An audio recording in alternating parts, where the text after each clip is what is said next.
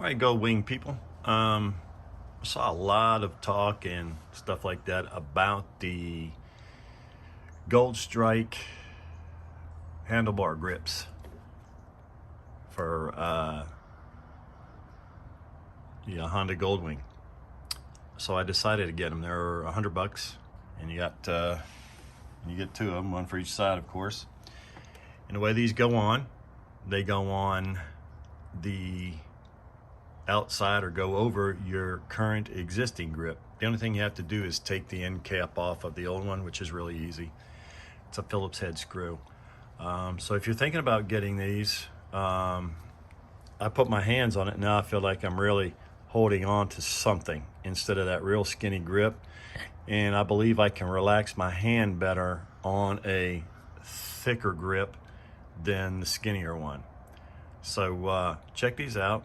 These are Goldstrike handlebar grips for Honda Goldwing, and they go on really easy.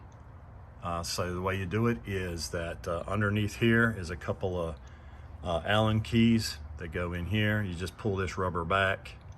There's plenty of installation videos, but I like them. So what I want to do is anytime I do something on my Goldwing, I will go ahead and show that and let you know whether I like it or not. So I do like these. Came out really nice, and they look good on here. This is the what I call the Arnett Red Metallic, I think, for 23.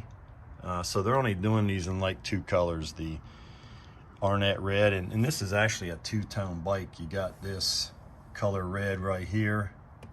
It's a little bit lighter than this color here, and you can see the color difference here. This is like that Arnett Red. This comes up to a maroon or a burgundy.